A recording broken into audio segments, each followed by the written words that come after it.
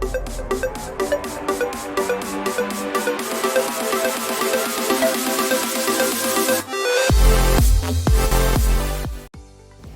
guys, magandang araw sa inyong lahat. Welcome back sa aking YouTube channel. So ngayon may dumating sa akin na unit na Samsung 55 inches. Ang problema nito, on and off yung kanyang backlight. Okay, so smart TV ito guys. Testing natin para malaman natin kung yan. Okay. So ayan guys,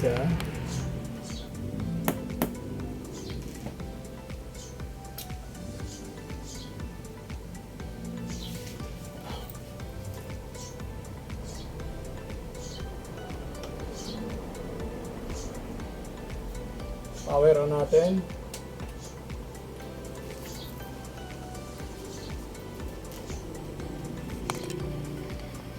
So yun, nagbubuhay ang backlight, nagkakaroon ng backlight tapos ayan, namamatay. So ibig sabihin guys, nagpo-protect siya. Yan, lumabas yung liwanag, namamatay. Okay, so ibig sabihin gumagana yung backlight niya tapos nagpo-protect. Okay? So possible may problema ito sa kanyang panel. Okay? So titingnan natin yung model nito.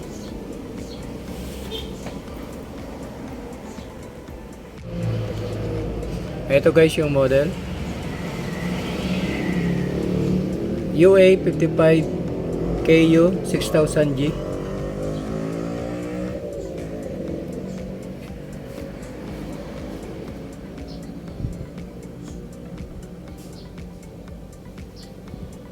Okay.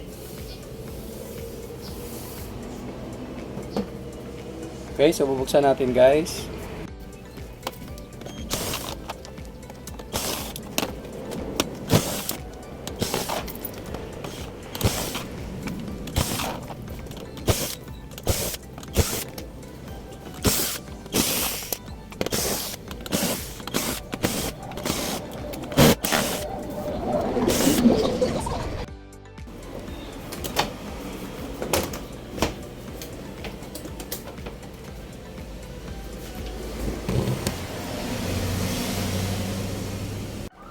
Okay, so ito yung kanyang board.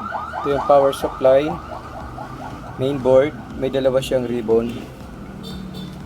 Then ito yung top board.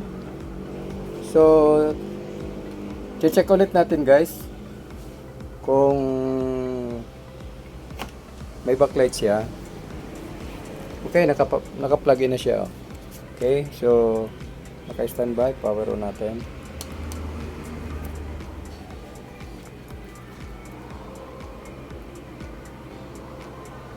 So yun guys, yung kanyang backlight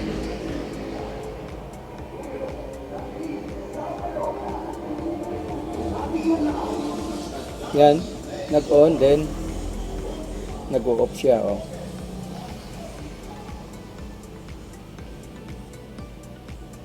Okay, so ibig sabihin nagpo-protect siya. Subukan natin na ihang itong supply sa mainboard.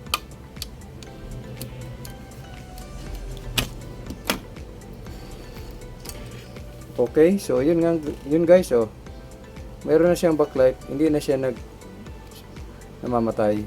Yan, steady na yung backlight niya. Okay, so ibig sabihin good yung backlight, then good yung power supply. So possible nandito sa mainboard or sa panel mismo ang problema. So gagawin natin guys, ihahang natin itong ribbon.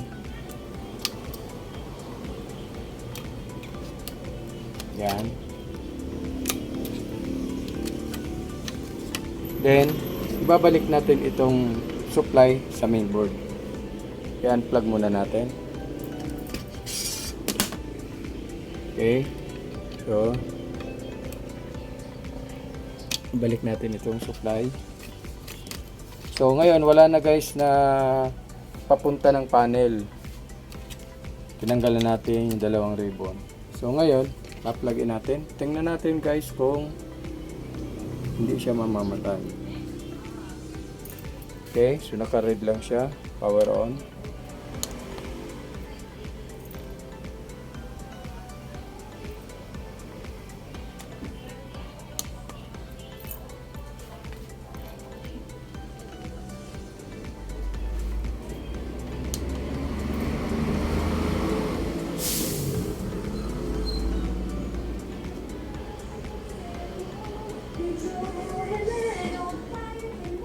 So yun guys, patay sindi lang siya. Yan o.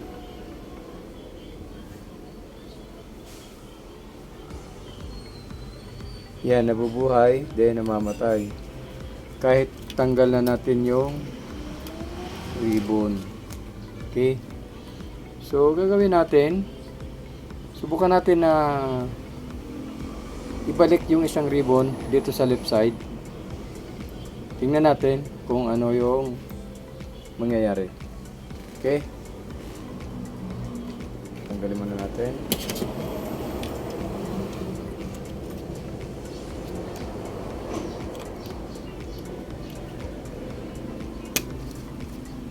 So, yun. Naibalik ko na yung sa left. Ito. Punta dito.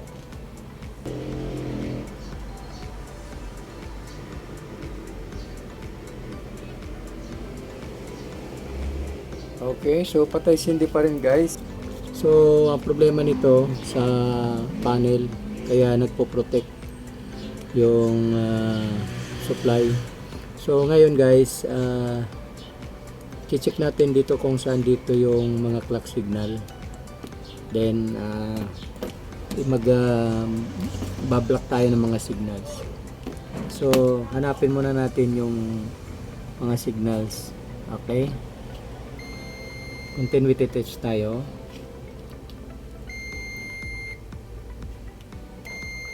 Okay, so nandito guys yung signals niya sa side na ito. Then meron din dito yan.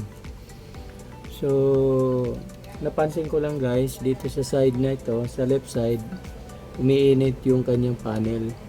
So subukan natin na dito muna tayo mag-blocking. Okay, so magbablock tayo ng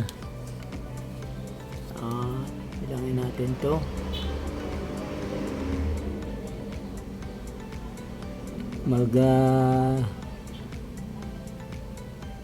Block tayo ng 1. Magmula dito sa left, mag-space tayo ng 5 pins. Then 1, 2, 3, 4, 5, 6, 7, 8. Subukan natin na i-block yung 8 pins. Okay.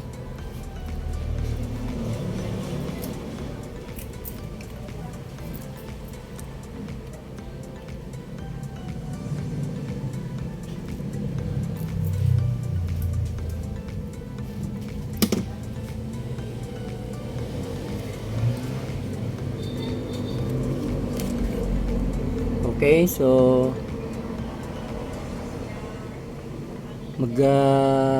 bypass tayo ng 5 pins, then i-block natin yung 1, 2, 3, 4, 5, 6, 7, 8 pins. Okay, so ito na guys, yan o, linak natin ng 8 pins, pero nag-lockdown tayo ng 5 pins. Okay, yan. Okay, check natin. Okay, so plug natin.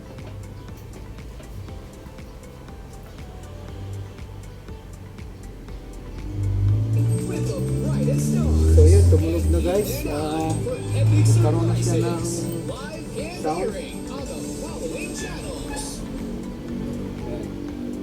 Check muna natin ang sound. Okay, check natin display. So yun guys, meron na siyang display.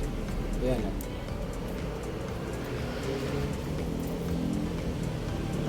Ayan. Kaso napansin ko lang guys, dito sa left side, madilim. Ayan. Tsaka kung mapapansin natin, dito sa taas, meron na rin siyang, ayan sa baba meron siyang curve. May curve na display.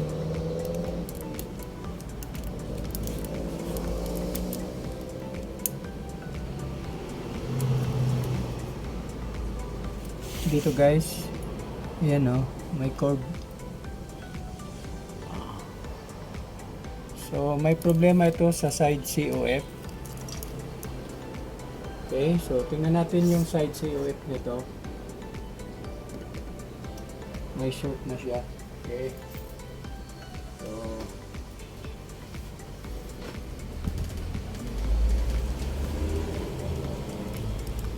So ngayon, bubuksan natin yung panel. Titingnan natin yung side COF.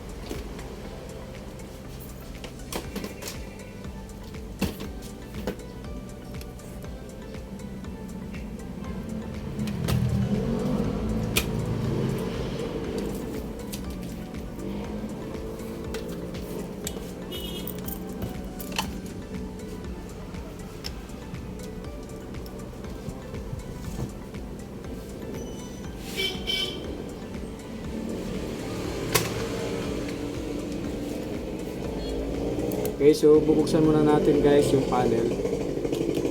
Okay.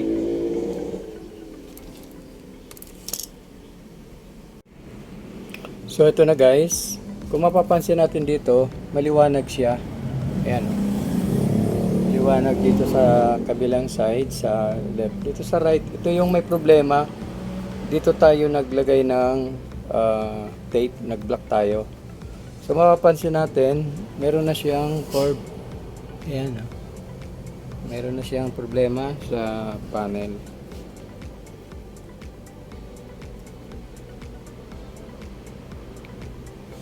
Ayan guys, sobrang init dito mainit ito may short dito. Ayan, mainit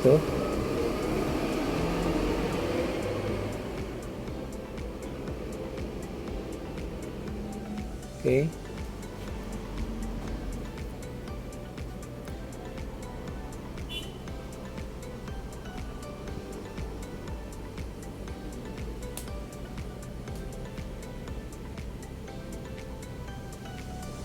So nagkaroon dito ng short guys. Ayan, mapansin natin Ayan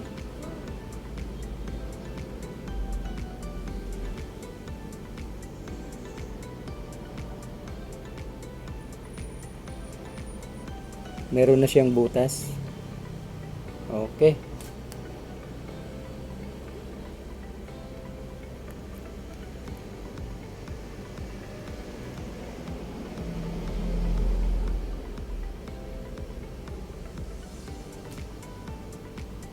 Ayan guys, mainit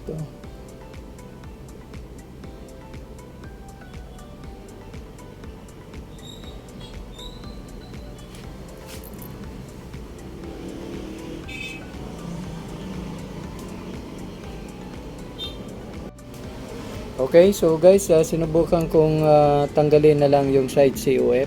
Ito. Nagkaroon siya ng maliwanag. Ayan, lumiwanag siya. Ito madilim dito sa lugar na ito. Dito. Ayan, madilim. Dito, maliwanag na siya. So, may ibig sabihin guys, may short talaga ito. Nagkaroon ng problema yung mga side COF. Hindi na uminit ngayon yung dito, yung butas Hindi na mainit. So tatanggalin na lang natin lahat para lumiwanag yung kanyang picture. Okay, so ito na guys, natanggal ko na yung 4 na piraso. So, tatanggal pa natin ito.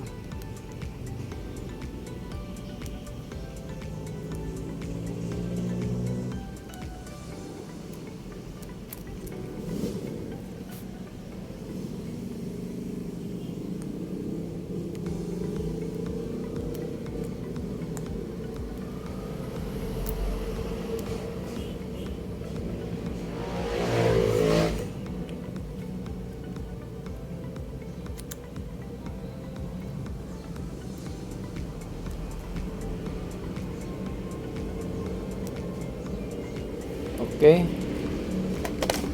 So, ito na guys, yung natanggal natin. 8 side COF. Yan, 8. Okay, so testing na natin. Plugin natin.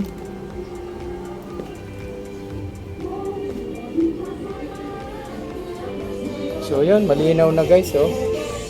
Oh. Kumpleto na siya. Pero dito nagkaroon na siya ng sunog, ayan oh. Pero nawala na yung init. So yan oh. Maliwanag na guys. Yan. Oh. Okay.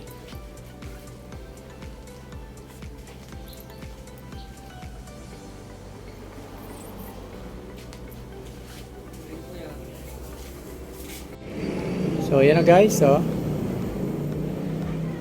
malinis na siya, maliwanag na, pantay na yung kanyang